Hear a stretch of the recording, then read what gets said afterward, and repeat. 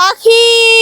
তো যাই হোক, গাছগুলো এখন সবাইকে ভাগ করে দিব আর বাগানটাকে নতুন করে সাজাবো। Hello, welcome to my blog. তো কেমন আছো তোমরা সবাই? তোমরা তো লাস্ট পার্টে দেখেছিলে যে আমি ঘরটাকে গাছ দিয়ে সাজানো শুরু করেছিলাম, তবে আমি না আমার ছাদ বাগানের দিকে একদমই খেয়াল দিচ্ছি না, যার কারণে আমার ছাদের গাছগুলো নষ্ট হয়ে যাচ্ছে। তাই আমরা ভেবেছি আজকে সবাই মিলে আমরা ছাদ বাগানটাকে গোছাবো। তো চলো ছাদ বাগানটাকে কিভাবে গোছাই দেখাই তোমাদের। Wow, thank you. ফুল এনেছে। ওয়াও পাখি, এই ফুলটা তো অনেক সুন্দর। এই ফুলের নাম তোমরা কি জানো কেউ? মানে আমার বাগান থেকে তুলে এনে আমাকে উপহার দিচ্ছে পাখি। পাখি কি একটা অবস্থা, আমার বাগানের কাছ থেকে তুলে আমাকে উপহার দিচ্ছে এরা। এটা পাখিদের গাছের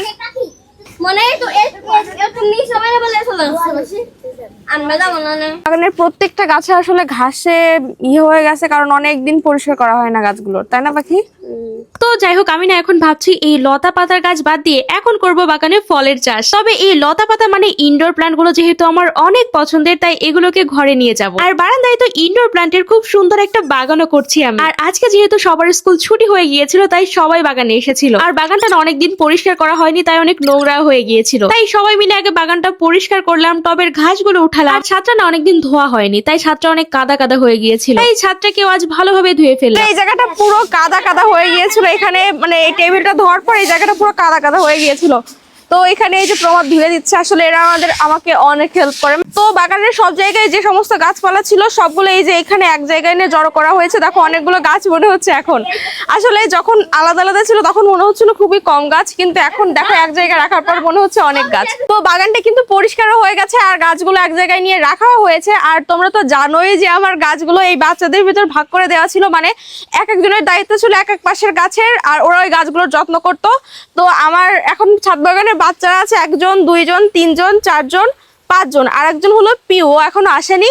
তো এই 5 জনকে গাছগুলো আমি ভাগ করে দিব। মানে মনে করো এই যে এই পাশটা হলো, এই পাশটা কার? এই পাশটা হলো প্রমার, ওই পাশটা হলো পিউ এর, কিন্তু পিউ আসেনি। এই পাশটা হলো দিয়ার, হ্যাঁ দিয়া আবার হাই দিচ্ছে। ওই পাশটা হলো পাখির, আর এই পাশটা হলো মেধার। এখানে দিব এই যে এই তক্তাগুলো দিব এখানে। আর এই পাশটা হলো কার? বর্ষার, এখানে একটা তক্তা দিব।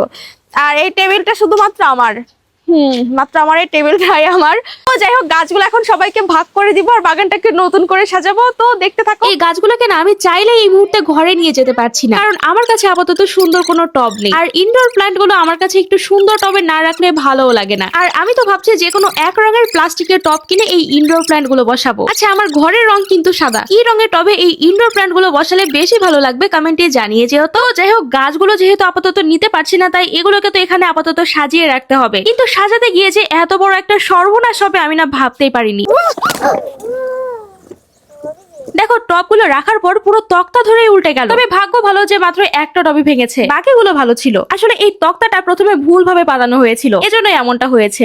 ভয়ঙ্কর একটা দুর্ঘটনা ঘটে গেল। আমার গাছগুলো একটু হলে সব যাতো, একটা ভাঙিছিল।